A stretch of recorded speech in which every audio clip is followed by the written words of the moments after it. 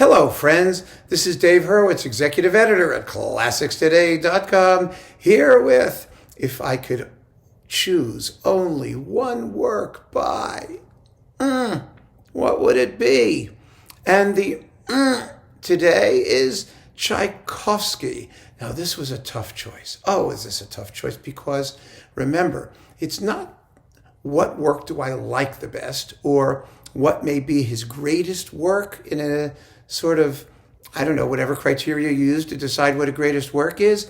It's what work should survive to remind future generations of just how great he was.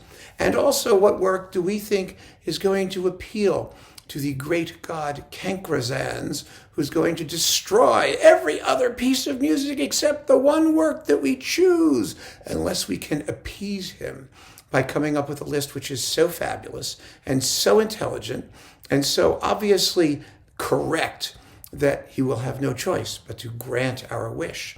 And I, as his apostle, not his depostle, his apostle, am going to try and make the best possible case. Now, I'm sure, like many of you, I was thinking of choosing Tchaikovsky's Pathetique Symphony.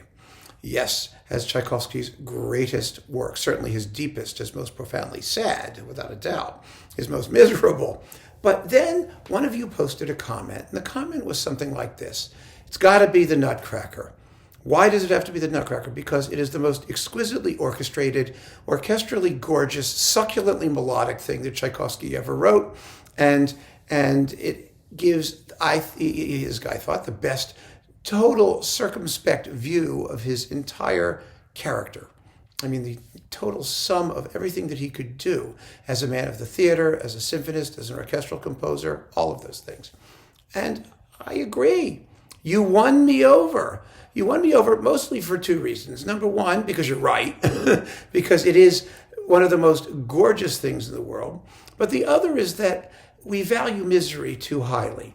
And I don't think that Cankrazans will be impressed by the fact that we think we're so serious and profound and deep as to always value misery over things which are happy and lyrical and profoundly joyous and exquisite and charming and luminous. I mean, why is it that dismal always has to be more important than any other possible emotion? And I'm not saying that to denigrate Tchaikovsky's Pathetique Symphony. It is unquestionably great, astoundingly great. It's one of the most gripping and emotionally exhausting pieces in the entire repertoire. It really is.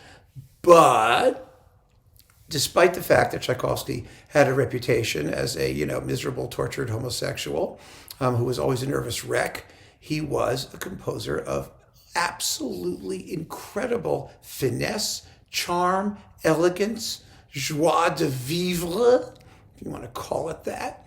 All of those qualities and all of those other qualities, I mean, they're in the Pathetique too, it's not all miserable, but all of those qualities are evident in super duper uber abundance in the Nutcracker. And I'm talking about the complete ballet. Because the wonderful thing about it is that Act 1 is a huge symphonic fresco of fabulously continuous music, especially when you get into the dream sequence with the Christmas tree growing and the battle scene and all of that stuff. It's just amazingly fluid and continuous and perfectly put together in large paragraphs. It's Tchaikovsky as a composer of vision, grandeur, and even if it is the grandeur of the Christmas tree, if Tovey would call it that, it's marvelous, right? But then in the second act, you get Tchaikovsky, the amazing miniaturist, the exquisite craftsman of jewel-like short dances in sequence, the use of interesting instruments, a fabulous orchestration. Well, that's in the first act too, with the toy instruments and all the other stuff. It's just an amazing work.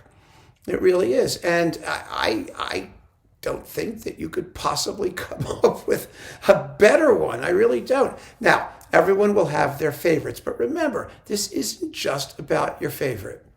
It's about what would be in if you can distance yourself just a moment in a quasi-objective way, the best representation of the composer in question. And so I think that choosing the Nutcracker was an absolutely genius idea. and I'm 100% behind it. And I thank you from the bottom of my heart for making the suggestion. I think it's just grand in every possible way. And so that's my pick. And I hope that some of you understand it, even though there may be other works that you love more. I really get it. I truly, truly get it. And also, I am, as I've said, since this is a community endeavor, as this selection demonstrates, I really, really appreciate your suggestions. But I want to caution you about one thing. Because, like I said, this isn't just my favorite work is blood. I don't care. Nobody cares. The god Cancrozans really doesn't care. He wants to know why. We want to know why. These comments are a legacy of how we all saved classical music. And so it's not enough just to post a comment that says Symphony No. 3, or my favorite is We want to know. You don't have to write an essay, a couple words, a couple sentences, something to justify your choice. Because remember, you have to answer to a higher power, and so do I. So I hope that makes everything exquisitely clear. So keep on listening, friends. Thank you for joining me, and take care.